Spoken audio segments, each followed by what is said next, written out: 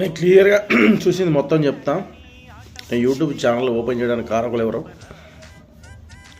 Main Shivaji గారు దండోరా pre రిలీజ్లో చెప్పాడు, హీరోయిన్స్ చీరలు వేసుకొని రండి. ఇక 2 మాటలు దొరికాయి, దాని గురించి డిస్కషన్.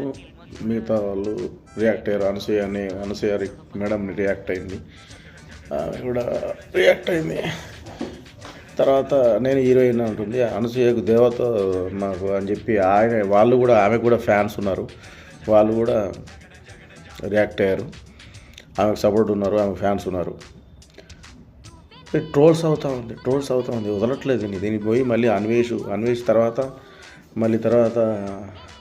గరికపాటి తర్వాత ఇంకా నాగబాబు తర్వాత సంధ్యా రెడ్డి అంట ఆమె తర్వాత ఇంకా చాలామంది ఇట్లా పోతానే ఉంది. అది లేదు అన్వేష్ గారికి ఆల్రెడీ విచ్చలవిడిగా కామెంట్ చేస్తున్నాడు. అన్వేష్ విదేశాలలో డబ్బులు సంపాదించుకుంటాడంట, 6 కోట్ల డబ్బులు ఉన్నాయంట, నన్ను ఎవరు ఏం చేయాలని చెప్పి సజ్జనార్ సార్కి ఆయన సవాల్ విసిరాడు.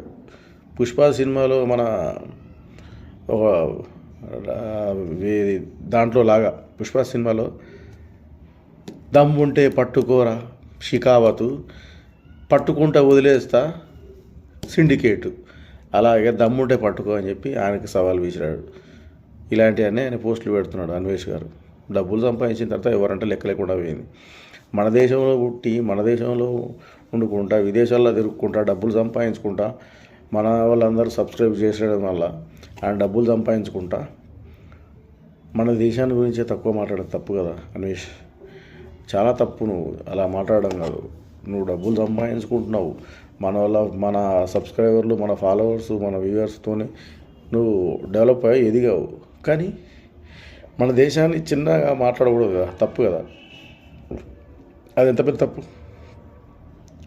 అది మామూలు విషయం కాదు, అది చాలా పెద్ద ఇష్యూ. అది నిన్ను వదిలిపెట్టరు. నువ్వు మళ్ళీ ఇండియాకి వచ్చిన తర్వాత డెఫినెట్గా నీకు సినిమా ఉంటుంది.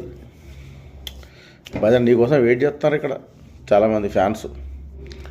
నువ్వు రానని ఆల్రెడీ చెప్పేసినావు, నీకు సీన్ అర్థమైపోయింది. ఇక్కడ ఇండియాకి పోతే నన్ను ఇప్పుడు మళ్ళీ కొత్త స్టార్ట్ చేశాడు. మళ్ళీ మంచి మాటలు చెప్పి యూట్యూబ్ ఎలా చేయాలి, ఇన్ని రోజులు చెప్పలేదు. ఇప్పుడు యూట్యూబ్ ఎలా చేస్తే డబ్బులు వస్తాయి, ఏం కదా నేను 10 మంది కోసం ఫ్రీగా చెప్తాను అది అని మళ్ళీ కొత్త ట్రెండ్, మళ్ళీ కొత్త వర్షన్ స్టార్ట్ చేశాడు.